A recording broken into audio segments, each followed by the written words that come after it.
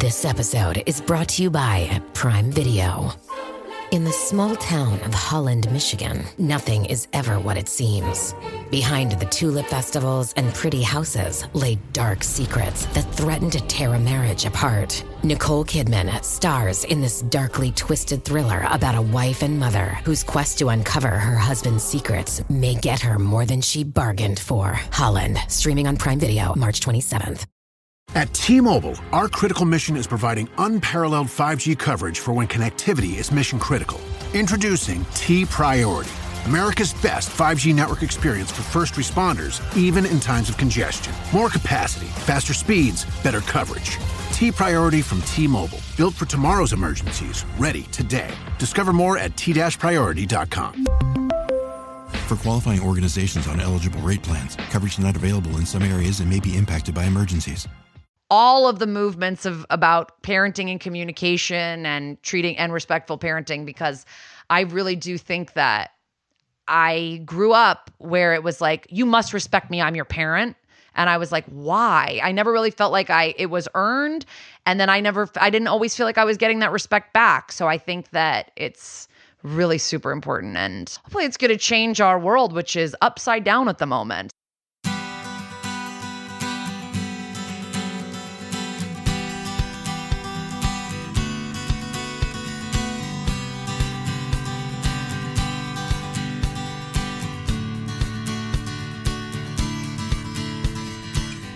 Welcome to Parent Footprint with Dr. Dan. I'm Dr. Dan. This show is about making the world a more loving, accepting, and compassionate place, one parent, one person, and one child at a time.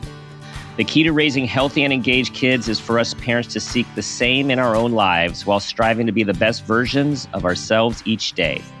No matter who you are or where you came from, with increased awareness, you can be purposeful about leaving a healthy footprint for your children, your family, and all those you care about while living your own life to the fullest.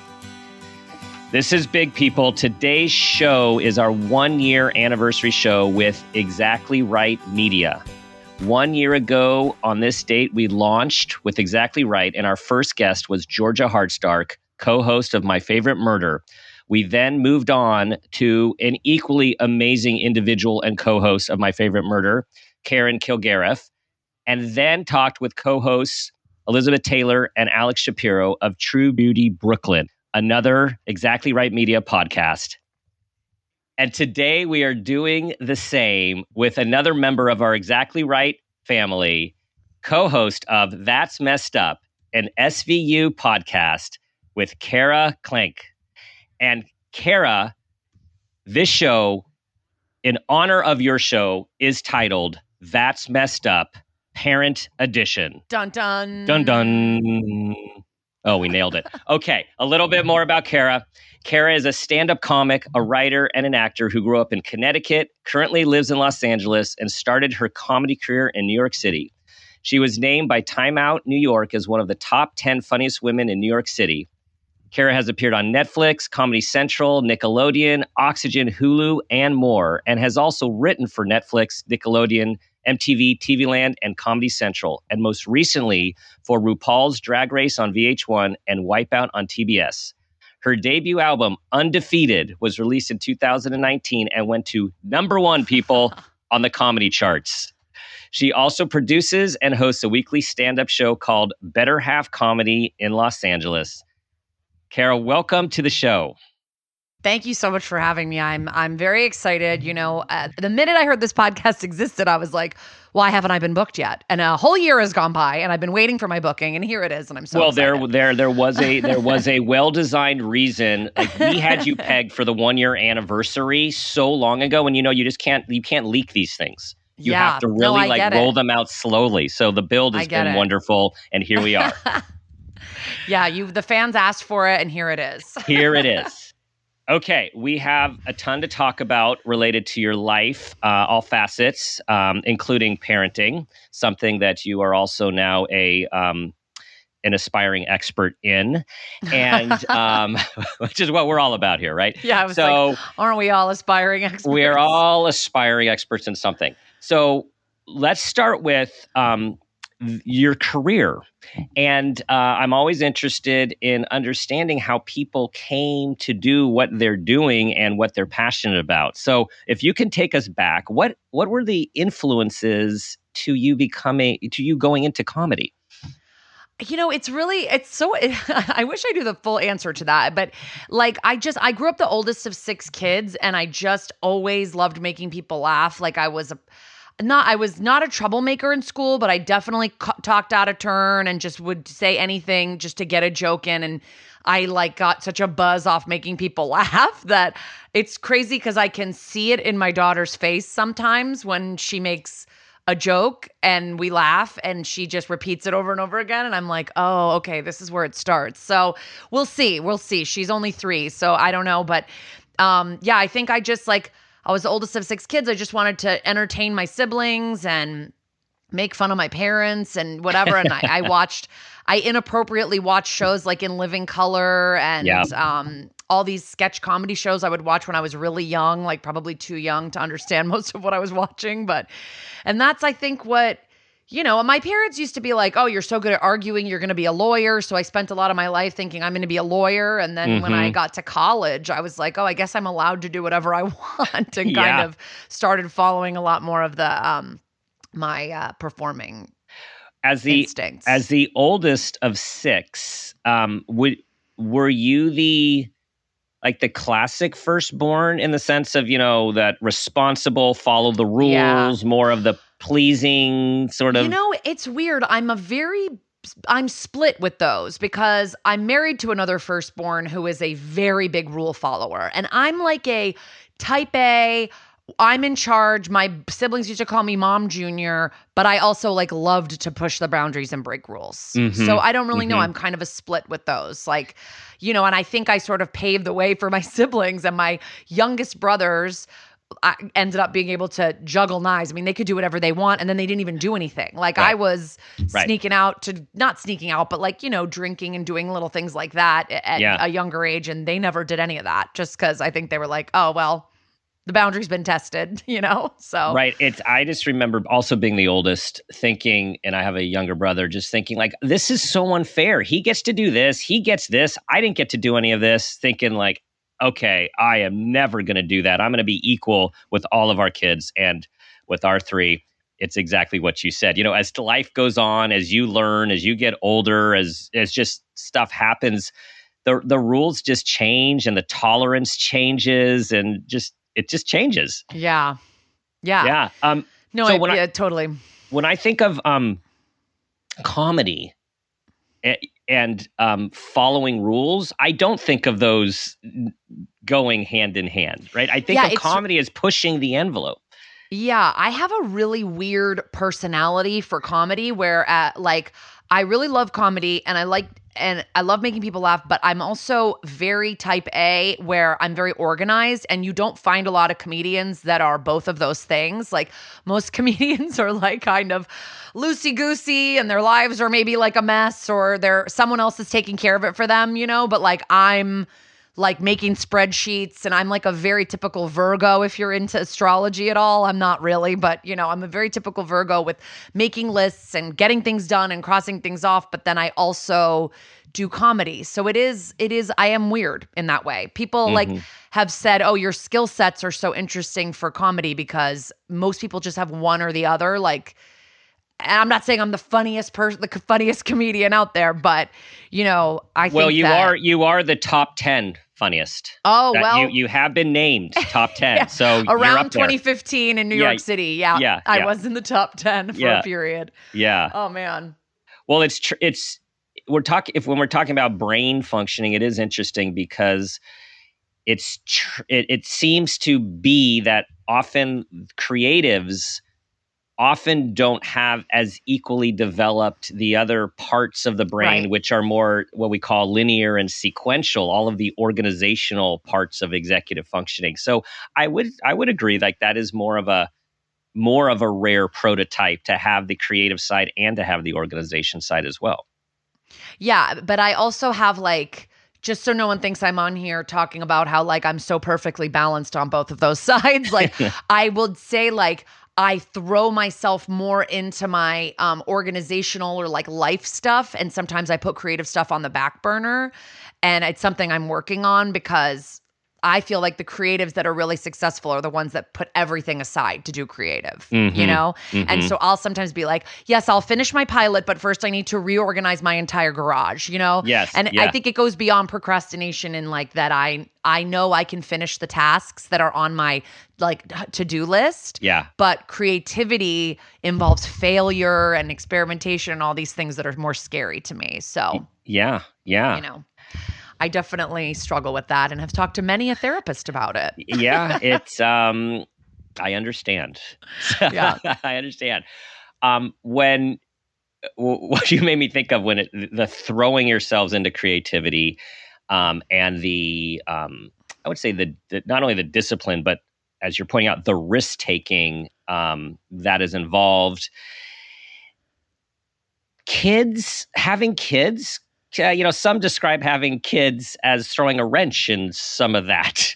What has that been like for you? Well, you were talking about brain function before, and I feel as though my brain function has only recently returned to maybe not 100% capacity, but we're getting there. I have a 1-year-old and a 3-year-old, and I just really felt like for a couple of years, I couldn't retrieve words. I mean, I couldn't come up with ideas. Like I just, I was really, it does throw a wrench in things for sure. Yeah. And it's interesting because when I had my daughter 3 years ago, right? I mean, not right before, but about a year before the global pandemic, the New York Times called me for an interview while I was in the hospital. So I was like, I had already given birth, but I was like pacing around the hallways in a nightgown talking to the New York Times because at the time they were doing a little article about stand-up comedians having kids. I was going to talk about that. I read that, and you were in that article. Yeah. And it was like I remember being like, I waited to have kids for a little while because I wanted more things to develop in my comedy career. And I was talking to my one friend, a very funny comedian named Eliza Skinner. And I said, we were at a party and I just said, I really want to have kids. I just like, who's doing it? Who do I look up to? Like, there's not anyone that's like really done it and been successful that I can like emulate. And she's like, and she just said something to me like, then you do it. You be that person. Like you be the person that other people are looking at. And I was like, oh, I never really thought about that. And then it just so happened, like, as I was having kids, Ali Wong was having kids and Amy Schumer and two of the most powerhouse comedians. But I would say that sometimes it's like, when you look at people like that, you're like, yes, but they also have a ton of resources that maybe the regular person who's doing a bar show on a Thursday night doesn't have, or the person who's struggling to get staffed in a writer's room has, or something like that. So I hope that I can, show people that you can do both. I don't know if I have, but I just really appreciated that for a little while there was this like moment where it just felt like I was like, oh, no one's doing this. And then suddenly a lot of people were doing it. And it feels like, I think now there's like a great group of women in comedy that have kids. And that's not to say that there's like Laurie Kilmartin and there's great comedians that have, older kids that have been showing us how to do it forever. But everybody has like different situations and where they feel like, oh, you're never going to be like, oh, I'm at a perfect place in my career to have a child. So I feel like I needed that little push that my friend gave me. And it does seem like there's a tipping point at some point when there's just a change in the paradigm of famous pregnant comedians. And that article, I really appreciate that article. Joan Rivers, wasn't allowed years ago to talk about that she was pregnant. And then with this tipping point, you have Amy showing her pregnant belly on stage. And then the comment is, why is it that male comedians regularly talk about their genitalia as part of the show? And it's this big novel, oh my gosh, we can talk about pregnancy and our body as a female comedian. Like it just like how was that not a thing till recently? I know. I mean, I don't know. I also just think it was like a thing where maybe if you were doing comedy, you weren't really getting on stage. Like when I had my first baby, I was doing stand-up up until the week before I gave birth. And like, I mean, I talk about this in the New York Times article. Like I do a bit where I get really like, I get down low, like into a squat. And I feel like people were holding their breath in the audience. Like there is something about pregnant women that people, you know, they act like you're a little China figurine and that we gotta look out for the, you know, and Right.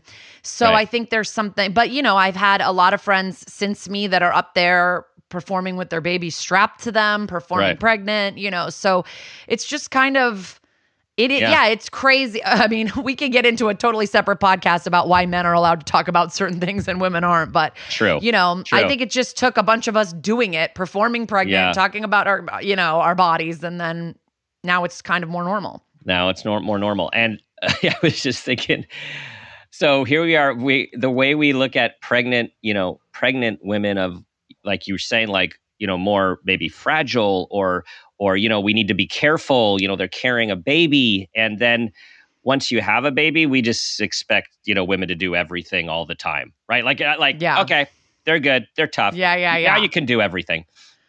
Right. Yeah. Yeah. So how has parenting changed you? Oh my God. I don't know. I just have like a completely different life. It's just people can tell you over and over and over and over again how much it's going to change your life, and you just cannot grasp it until it actually happens. Like you're like, yeah, I understand, but I think you don't really realize how much things just change, and you do like lose a little bit of yourself, but it also like opens you up in a way that's totally different. And you know, for me, sometimes I'm sitting here trying to figure out, I will say I haven't like fully thrown myself back into stand-up. I host a stand-up show every week where I work on material, but like I haven't fully thrown myself back in post-pandemic, post-1-year-old. But it is hard to kind of, when I'm like, okay, what are my jokes? And then I'm like, well, my entire life is these 2 children. So are people interested in that? You know, it's just very different from when I was like living in New York City and was like, I heard this crazy thing on the subway today. It's just, you know, my Right. worldview has narrowed, but also like the way I care about politics, the way I care about the world and everything happening is so different now as well. Like, Yeah. I don't know. It's just, I don't know. I really try to explain to my friends that are expecting. I'm like, everything's going to be really different in a couple of weeks. And, you know, you just don't, I don't think it's, I'm not saying hard. I'm not like, oh, it's going to be so hard, like to discourage people or anything like that. And I'm not saying it's not hard. But when I say different, I mean different. I don't really mean the difficulty level. Like I just mean your priorities are totally different. Like what your weekend looks like is totally different. Wanting to go on a trip, like I used to see my college friends all the time, and now it's like I haven't seen, you know, I won't see you for a year because I can't really fly, or you know, it's just it's just like little things that all made up your life. They just sort of scatter outward a little bit. They don't disappear, but they just move a little to like an outward rung of your web. If you're the spider in the middle of your web, and then your kids are like your little flies that are right next to you on the web all the time. Do you like how your own needs? I mean, generally people's parents, particularly mothers, personal needs are the things that go by the waist, go to the end of the web, sometimes out of necessity, but also what we talk about a lot is, gosh, you got to like how to create some self-care so one does not lose themselves in the process. What has your experience been like with that? Yeah, I mean, so for me, it's hard to say because when I had my first child, you know, it was 2019, and then my second one was 2021, like right in the middle of like a pandemic, basically, where things were just different. So if I'm gonna talk about my first pregnancy, for me, self-care is like being with other people. I'm just like a true extrovert. I just need to be around other people. So for me, like the beginning of parenthood wasn't as difficult because when they're little smushes, you can just take them to a party or take them to a restaurant. Like I was just out with my kid all the time trying to be in the world so that I didn't feel forgotten. That was like a fear of mine. And then with my second kid, it was even more intense, where I said, oh, people are just going to file me away as a mom, and no one's going to invite me to stuff, and no one's going to hire me for work. And, I really felt like I was going to disappear. And so for me, the self-care was just like getting out into the world and being with people and trying to do that as much as possible. And then once in a while asking my husband, can I please go get my nails done? Can you please watch the baby? And, obviously I'm saying that like I'm begging. He obviously watches the child a lot. But yeah, just taking that time. I didn't find it, I don't know. I guess I didn't find it as difficult just because my second kid was born at a time where we were all just at home. And, so a little bit, vaccinations had just happened. So we were maybe a little bit more out in the world, but it wasn't, I wasn't taking a spa day for myself or anything like that. But I do think it's really important. I think that there's various forms of personal and societal pressure that women put on themselves to say, I need to be with this baby constantly, the first 6 months or whatever amount of months. Like I had friends that had told me, I've never left the baby for more than a minute to go down the street and get milk in a year. And I'm like, that's your choice. That could never be me. So, I think just it is really important to just like take some time to be on your own, be with your spouse, like do things that, remind you that you're still a person outside of being a mom.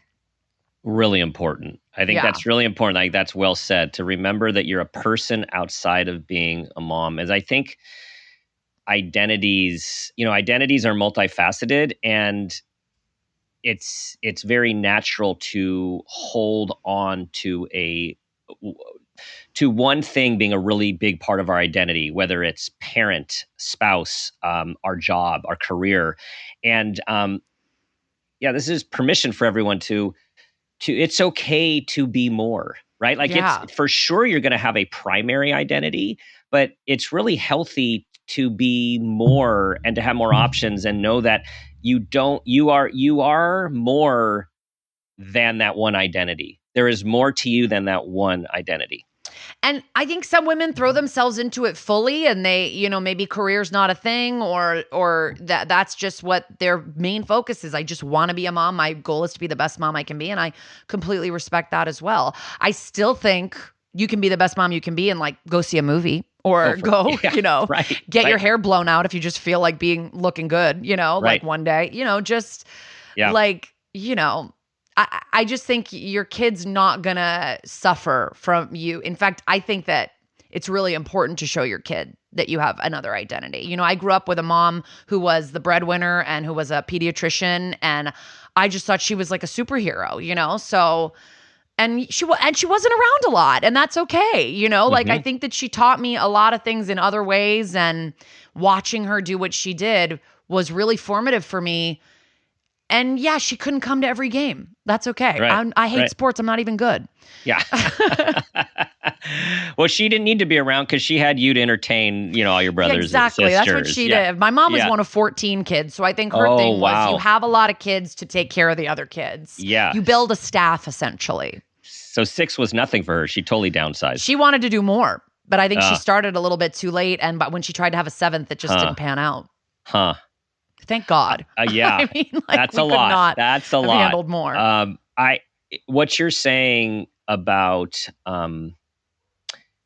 being someone outside of being a mom as healthy, and again, this is being a mom is like there is no more important job or role in the world, right? The nurturing and the love of moms create humanity.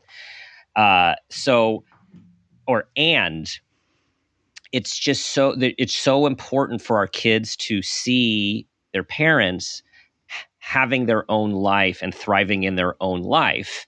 And you saw that with your mom. You saw your mom be a important person helping others and having this career. And she was also your mom. And that did impact you. And so we do get these, pandemic aside, we are in a culture of parenting or a time of parenting where we're trying to all move away from full immersive parenting all the time at the expense of an adult's own health and happiness. Right. Yeah. I think it's really important. And my mom had a robust social life as well. She was out on the weekends, and I got to meet all these cool babysitters that I loved. So, Yeah. worked I like out. that. Look at that. Multiple perspectives. And we are not saying there is a right way to do this, people. We are just, there's multiple ways to do this. And it really is about trying to be aware and model for our kids intentionally the things that we want them to learn and we want them to see. Mm-hmm. And Kara, so this brings me to you doing that with a recent tweet that at Parent Footprint we loved, where you this was your tweet. On Saturday, I protested for reproductive rights in the morning and brought my kids to DragCon in the afternoon. Right? Like, what is this? What are you trying to do and show your kids, even at a young age, about life and how to show up? Well, the final line of the tweet, so no one thinks that's what it was a joke, is a real Ted Cruz special. I just wanted Ted Cruz to know about the day I was having. Mm-hmm. But, the reproductive rights debate, unfortunately, is something that's very, very important to me. And I truly feel as though I grew in my pro-choice the moment I had my own kids. Like the moment I went through pregnancy and went through labor and breastfeeding and raising a kid, I was like, we cannot force people to do this. Like, you cannot force people to do this. And so it's really important to me. So I actually would have taken my daughter, because I would love to be, I would love to involve her and stuff like that earlier. And I've taken her to BLM protests when she was easier. I could take her in a carrier and control her movements. Yeah. I wasn't sure how big it would be. I wasn't sure how safe it would be. So this one I just went to on my own. I think the next one I would take her if I brought some activities for her to do, because it is a lot of standing around and chanting, and that's not a 3-year-old's favorite activity. And then I worked at Drag Race. I love drag. I knew my daughter would just love all the bright colors and the amazing artistry of drag. And so I just brought them. And I have also been to DragCon, and I knew that it's family friendly and that it's like very open. You can bring a stroller. It's just very chill. And, it was great, and I loved it, and I loved bringing my daughter to that. And it was crazy because we got there, and it's loud. It's not. There's just a stage playing loud music, and you get used to it. But my daughter was like, "It's too loud." When we first walked in, and so many people. Even though it's not crowded, it is just a lot of people, and people are in bright costumes. And she was surprisingly to me a little intimidated at first, and she was sitting in the basket underneath the stroller and just kind of like keeping to herself. And then I got her out at one point, and she found this little rainbow fan on the floor that was promotional for the movie Fire Island, which is my friend Joel Kim Booster's movie, coming to Hulu June 3rd. Please watch. Nice. And I think that's the date. And she just started playing with this rainbow fan, and I truly watched her personality change. Suddenly she was strutting up and down the aisles of this convention. She's talking to exhibitors. She's twirling around with these different drag queens. She was having the best time. And I was like, wow, look at how this accessory just really opened up her point of view on this. And just really she just became her more outgoing self. And so I just think, I want to expose my kids to stuff like that I think is cool. And, the whole drag community is supposed to be, isn't always, but is supposed to be about, love and radical acceptance. And I love that for my kids. I will say, I did not grow up with that. And it's something really important to me to pass on. Have you found yourself being or trying to be more intentional and purposeful now that you're a parent than before, living without these appendages? Intentional and purposeful in what way? Just in my life? In your life, in terms of how you're trying to show up and what you're modeling. Yeah, a friend said something to me about another friend saying oh, she just wants to make her daughter proud. And I hadn't even really thought of that when my daughter was so little. And I was like, I actually got this Drag Race job. I did the interview. I sent my resume in from my hospital bed. And then I did the interview 2 weeks postpartum, and I started the job 5 weeks postpartum, which a lot of people would say, that's too soon. But I just thought to myself, I want to make my daughter proud. I want her to know that I, worked and I worked on things that I cared about and I loved. And so I guess you could say I am being more intentional for sure. Especially, I mean, I always marched for things. I've always been like politically active, but I would say it's like doubled since I had kids. Right. Just like knowing that my daughter could grow up in a world where she doesn't have choices about her own body, or, recent events have happened where like I worry about sending my kids to school. It's just like, everything. It just puts a whole new lens on everything for you. In your career as a crime scene investigator, has that having kids changed the way you look at crime in the shows? And I just have to add one more thing, because I just recently listened to your show on, the making of a rapist, and having two young women daughters, parents' worst fear. I look at all of that stuff differently than I did before I was a parent. So I'm just wondering what this is newer to you.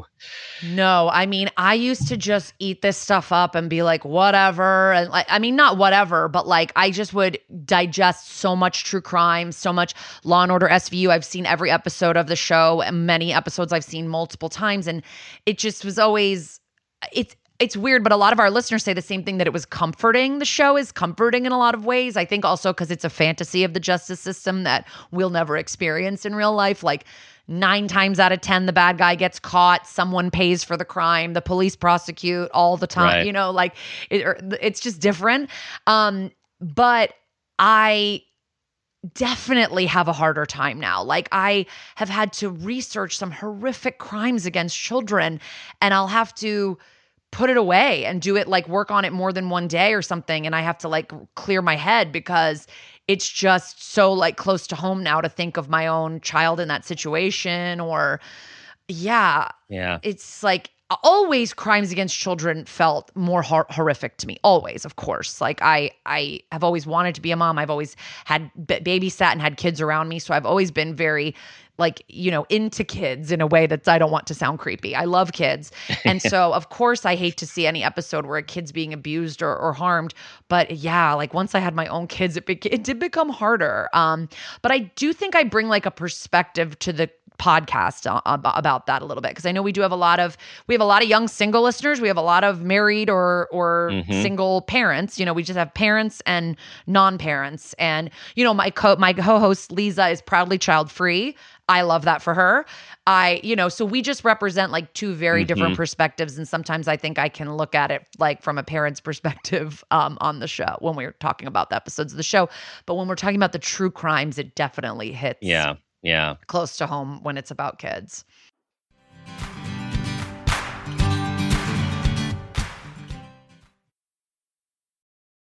This episode is brought to you by Progressive Commercial Insurance.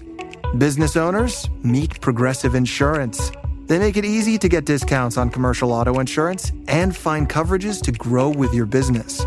Quote in as little as 6 minutes at progressivecommercial.com. Progressive Casualty Insurance Company. Coverage provided and serviced by affiliated and third-party insurers. Discounts and coverage selections not available in all states or situations. In a way, it ends where it begins. Very insightful. Thank you for sharing this Red Baron with us, Linda. It's so tasty, it makes me want to share something of my own. I didn't actually read the book. Me neither. I watched the movie last night. I judged it by its cover. I haven't read a book since middle school. I'm secretly seeing 2 other book clubs. And I can't even read. I'm not really Gary. He just paid me to be here. Sharing Red Baron pizza can lead to more sharing.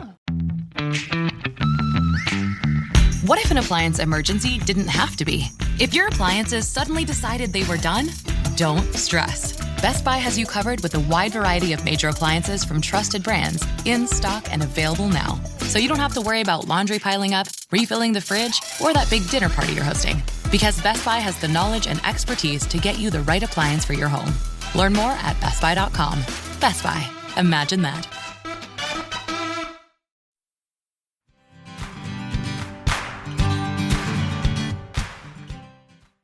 How has being the co-host of That's Messed Up and learning about all the crimes and doing the research, are there things that has taught you about life? Oh my gosh. So, and not innumerable. I mean, so many things. So many things. Like, I don't know. I recently,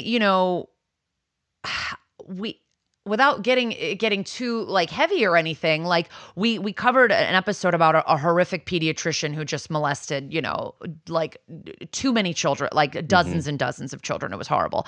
And I just I remember we were talking about like, well, who was leaving them alone with this pediatrician and stuff like that. And it just brought up a lot of issues about consent and bodily consent with children. And it's just something I hadn't really thought about. Like when I would be like, trying to clean or bathe my daughter, I would just like clean her genitalia and just be like, okay, here we go.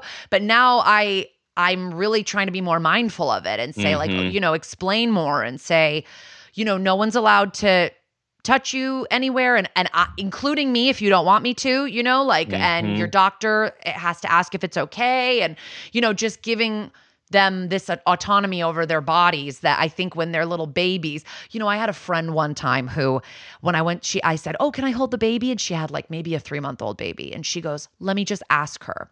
And she goes, can Kara pick you up to this baby with no language skills? And I was like, this is insane. But I do think that there's something to it. Like now that I am a parent, realizing the kids are their own people and they're not just like these little dough balls that you're molding. And then once they're, 15, they're a person, like they're people now. And so like, I think giving them autonomy and giving them choice and stuff is, I struggle and I work on it because I am very type A and I'm like, I really think you should wear these shoes today. And I really struggle to be like, yeah, sure, you can wear these shoes that absolutely don't match and are very dirty. Go ahead. I love that. Like I've it's really hard that. to like let go of some of your control, but just letting. I struggle with that every day. Like I had a very tough morning with my daughter this morning where she really wanted to make all her own choices, and I was like, okay, if you could just make them faster, that would be great. So yeah, it's a really important point you're talking about in terms of teaching kids to have ownership of their body and thetheir life, because there isn't an age, but that all of a sudden it's okay. Now you're in charge of your body and your life and your decisions. But I think there's this unconscious, when kids are young, like they just do this and you do this and go kiss your aunt. And you have to have a slobbery kiss on the lips, even if you don't like it. Right. All of these things that we're unintentionally disempowering kids to make their own decisions and set limits and boundaries with what's comfortable for them. So I think it's great that you start this early on and there's a narrative about it. So our kids know what's okay, what's not okay, and what to do if they feel something's not right. Yeah. And it's like I stumbled upon this Instagram that I follow called Consent Parenting, and I follow it. And when I was first following it, like the woman makes these videos and I was like, this is a little bit over the top, like paranoid that everyone's trying to harm our children. But then I realized that it is just kind of like an early conditioning of your kids to say like, this is your body, these are your choices, this is what's right, this is what's wrong, and you have a lot of say in that, what's right and wrong, right. Really important. So that grew on me too, because at first I was like, this feels like it's fear mongering, but it's really not. It's like it's very, you can take what you want from it and leave what you don't, but there's a lot of stuff out there. There's a lot of different types of parenting. We have so many different names. We got helicopter parenting. We've got snowplow parenting. We have permissive parenting. We have consent parenting. There's so many different models. And it is true that some seem to be more respectful than others. There is no one right. We always talk about like, let's be intentional and purposeful. And if you want to raise a responsible, loving, caring human who cares about, others, we have to think about what are the messages and behaviors and experiences we're exposing our kids to.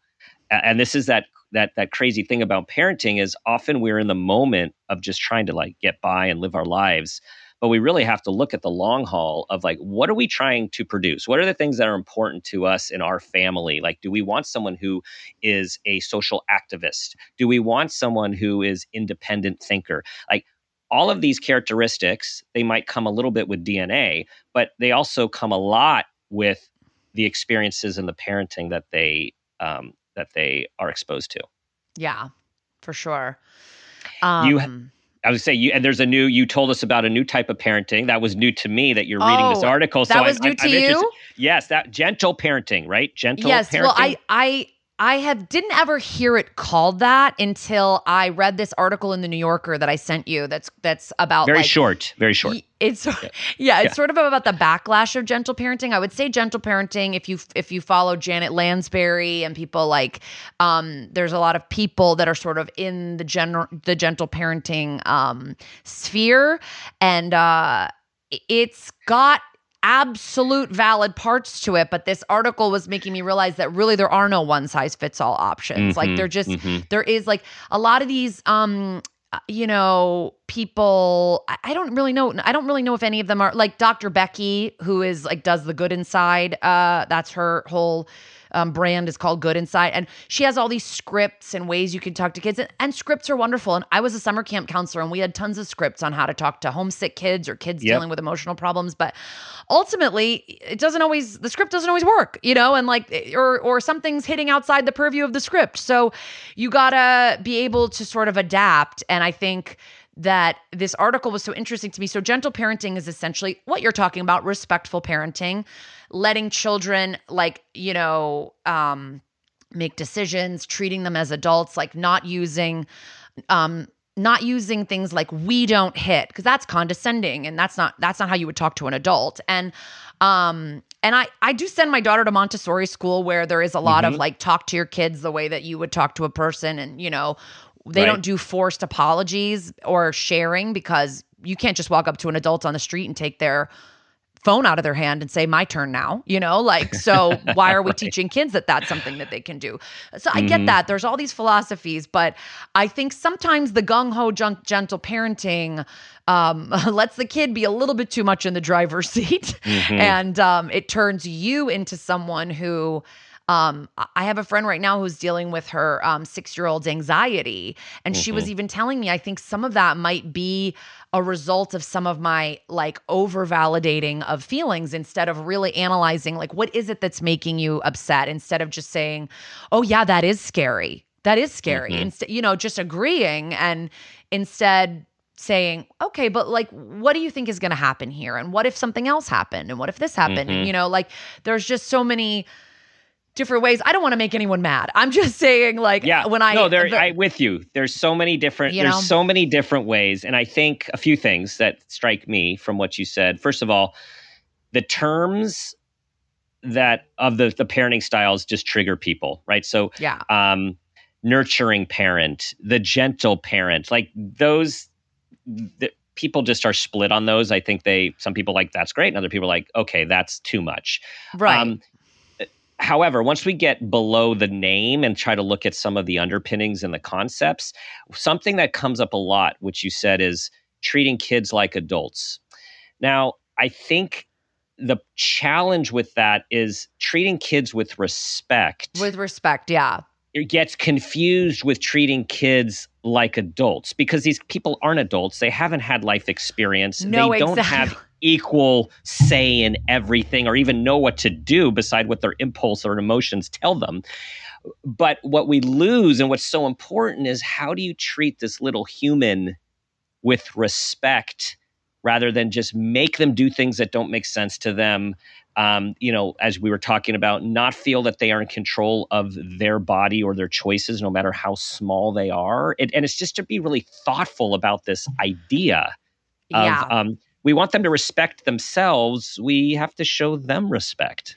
Yeah, and I've absolutely been working on that because I definitely grew up in a house where it was like, because I said so, just do it. Just do it because I said so.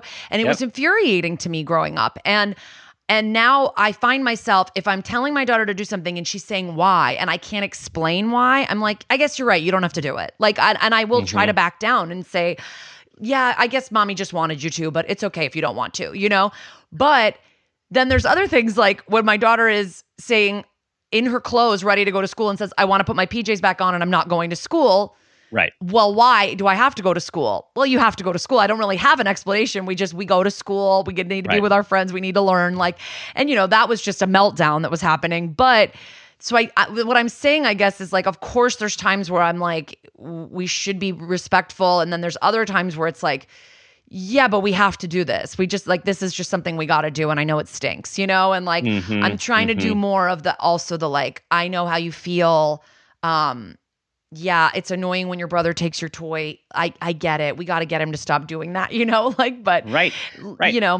Well, and that what you're talking about is the validating. And I think that is so important because we always think we have to control a situation often as parents because we're in situations where we got to get out the door or something needs to happen. The idea of validating someone is actually it's a very, it can be called an intervention. It can be, I don't know. I'm at a loss for words here. It just works for someone to be heard. Like, I am mad because my brother did this. And to hear you say, I can understand that, why that makes you so angry. But then, of course, she's a 3-year-old. So sometimes she's just mad for no reason or she won't wear a shirt because it's quote unquote too fancy. I don't even know what she doesn't even know what that means. I think it's like take a little of each, take from all these different styles of parenting what you want and what you can. Like one thing I really try to work on too is I say sorry to her all the time. I apologize to her all the time because I mess up and I say sorry. And I had a parent who never apologized and it made me crazy. Mm-hmm. And so I think, and to this day doesn't apologize. And so I really and I followed this other little parenting account the other day that is a gentle parenting account. I followed it just to see what I would agree with and what I wouldn't. Yep. And she had one video that was up where she just said, saying I love you is not a substitute for saying I'm sorry. So it's like you can sit there and console your kid and say I love you, love you. But to say I'm sorry, to say I didn't mean for this to happen. That was I spoke to you badly. That was, mommy didn't mean to yell. That kind of stuff. I just think that's going to make a real world of difference with my kids. So important. And I love that quote. Our kids do need to know we love them. Yeah. And they need to hear it and that we're proud of them, who they are, not what they do, but who they are. And it is so important to apologize because we make so many mistakes as a parent because it is a imperfect job. It is a stressful job or role. And as your kids get older and more sophisticated and life gets more complex with the choices and the pushing back, all that good old adolescent independence that is normal, we make lots of mistakes. We lose our stuff and we may come down too hard or we don't come down enough. And it's so hard to get it right in the moment. It's so important to remember you don't have to get it right in the moment. It's literally the longer haul and having enough respect for your child. And I would say respect for yourself to know you don't have to be perfect and just say you're sorry when you blow it. Yeah. Oh, yes. Okay. Parenting. So what is, I'm going back to your show now before we get to the parent favorite moment question. What do you want people, what is your guys' goal for your podcast? What do you want people to get from it? Oh my gosh, what do I want people to get from it? It started out as we just thought it was a fun idea and we just wanted to talk about our favorite show and talk about true crime. And then, it's actually the interview portion of it has turned out to be very inspiring. When we talk to a lot of people, we just get all these different stories about how people got into their profession, but also, a lot of people that we talk to are just going into a set for a week or even a few days just to shoot a part on a show. We're not, sometimes we talk to a cast member who's been on the show for years, but most of the time it's someone that's like, oh yeah, I just came in to play a murderer or a victim or whatever for a week. And so I love hearing how people sort of navigate getting thrown into an unfamiliar situation. I like hearing about that. I like hearing about, their outside interests and how that informs like what they do. And, we spoke to this like actor named Jeff Kober who does like a lot of meditation and photography and all this other stuff. And he was like so inspiring to talk to. And I just, I think that the interview portion like really can inspire people. And then with like my co-host Lisa is very, very funny. She's truly one of the funniest comedians working. And, she sometimes can paint with broad strokes about like, screw all cops and I hate these people. And, sometimes we get a little bit of pushback for that. And I just, I think I try to bring in a little bit more nuance if I can, but sometimes I agree with her. We really want people to think about, the justice system and the way that there's so much in the show about how women are treated and how women are expected to do certain things and how women who are part of a crime will get harsher sentences than the men will because they're a mom. And how could a mom do this?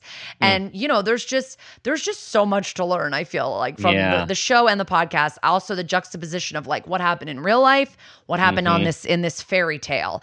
And, like you asked what I learned. Like, I mean, you learned so many things about like, oh, don't step out of your door to talk to a policeman because that's when they can arrest you. If you're in your house, they can't come in if they don't have a warrant, So like there's all these like little law things that we learn, little crimey things that we learn. But I mean, psychological disorders, there's a character on the show played by B.D. Wong who plays Dr. George Huang, a FBI forensic psychiatrist, I believe is his role, and or psychologist. And like fascinating, you hear about all these personality disorders and you're like, oh, I know someone who has histrionic personality disorder, or I know someone who's exhibited this before. And I think the show is wildly educational. And then I don't know, maybe you care about our wild opinions. I don't know. Like people have, we've been talking a lot about the abortion issue, and people seem to really be appreciating us using our platform for that. So I think we're happy to be as flippant and talk about the meal we had the night before to talk about our bodily autonomy and everything in between. That's kind of our it's clearly resonating and working because you have quite a following and a great community. We love our listeners. They're the best. They're so smart and cool. All right, Kara, it's time for the parent footprint moment question. No. I know you've been mentally preparing this entire conversation. Okay, here we go. Tell us about a time that you became aware of yourself as an individual, as a parent, or even an awareness of your own parents. And that new awareness had a positive impact on your life, your kids, and or those you love. Well, I would say that I started to have a major awareness when my daughter was around 2.5. And she's very verbal. I can speak to her like I can talk to anyone pretty much. Like she can have a full conversation. She just, I had a realization that she is me. Like we are the exact same. She just pushes the same boundaries I push, asks the same questions I would ask as a kid. Why do I have to do that? Why does he get to do that? Why can't I? And I just realized like how much I was looking into a little mirror of myself. And I think it's made me more aware when I'm dealing with her that my job is not to be her wrangler. My job is not to be like her, I don't know, like I am her protector in a way and just like shout a bunch of rules at you so you don't get hurt. I just realized, I got to talk to her like on my own level because she is me. Like truly, I just see so much of myself in her. And it makes me nervous for the future. I don't think I was like a tough teenager or anything. And I would really love to be the kind of parent where she can come to me to talk about anything and it doesn't feel like, there's this mom boundary where I'll get in trouble or anything like that. I really, I felt that in and out with my mom. Like there were some things I could and some things I couldn't. And I really would like to be as open and freeing as possible. But yeah, like, I mean, if I have to, oh God, my short-term memory, my memory is so gone with having kids. But I will say, like, I did have a moment leaving for this protest that I tweeted about that you mentioned earlier, where I was just like hugging her goodbye. And I said, Mom's going to go do something. And I just had this moment, this awareness of myself as a parent, like, oh, I have to go do something so that she can have some freedoms in the future. And I just hadn't really ever, I really got like emotional about it for a second. I just welled up for a second when I was saying goodbye to her to go do this. Cause I was like, I know I'm not changing the legislation by going. I know I'm not, I'm going and I'm holding up a poster and I'm chanting, but I just feel like showing up for my own rights, for her rights, just for her future, kind of like put things into perspective for me as a parent. Yeah. And that's just a recent one. Yeah. And I wish I could think of something more specific about when I realized that my daughter is my exact person. But I've also found some old photos where we look exactly the same. We have the same like mischievous glint in our eyes. Like she really is. Yeah. So you have a sense of knowing what she needs as a little person with all of those questions and that perceptiveness. And I think you're dialed into that. I just think I need to put myself into like little Kara's shoes sometimes instead of always being like Mom Kara, because I think I'll get a lot farther with her because she is me, you know? And my son might be different. I think I can already tell he has a different personality, but she really has a lot of my traits.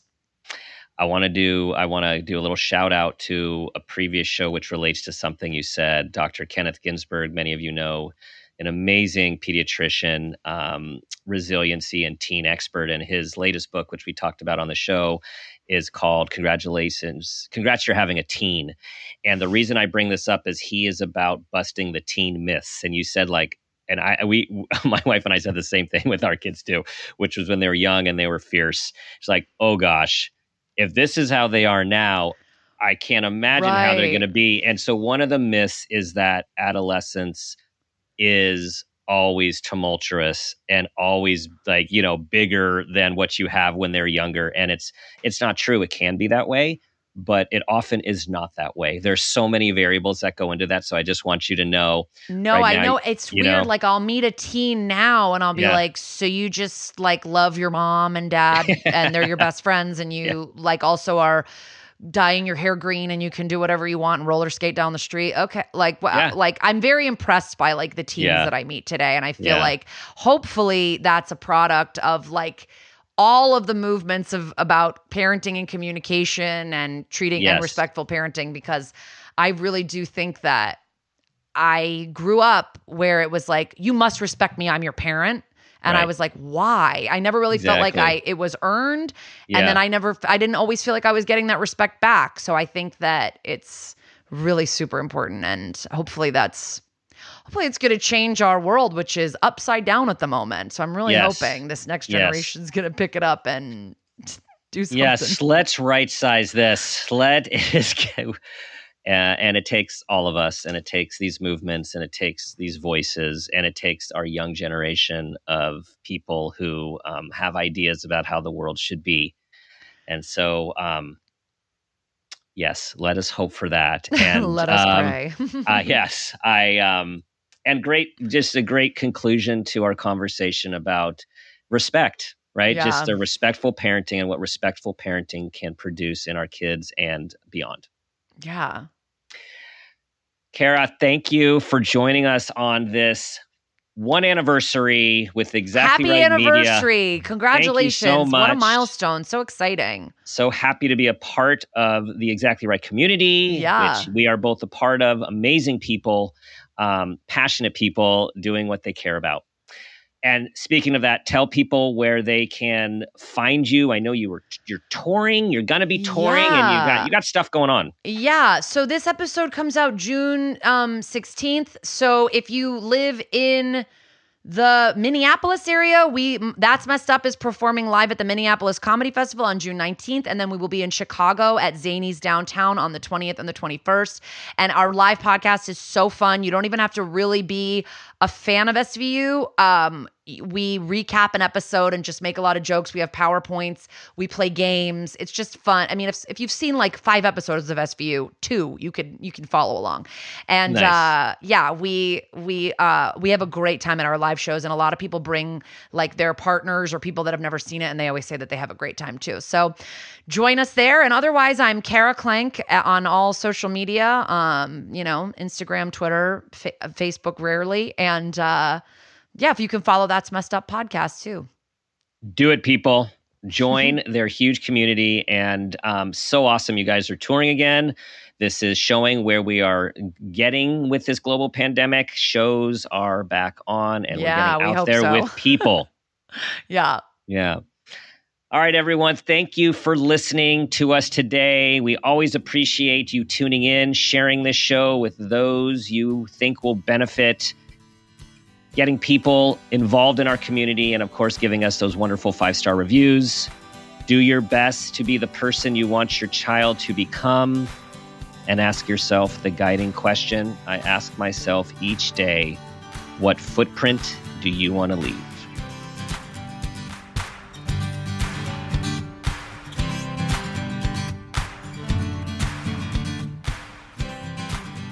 This has been a Peters and Rossi production.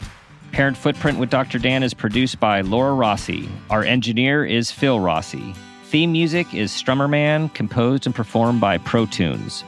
Artwork is by Garrett Ross. Follow us on Instagram and Facebook at Parent Footprint Podcast, and on Twitter at Dr. Dan Peters.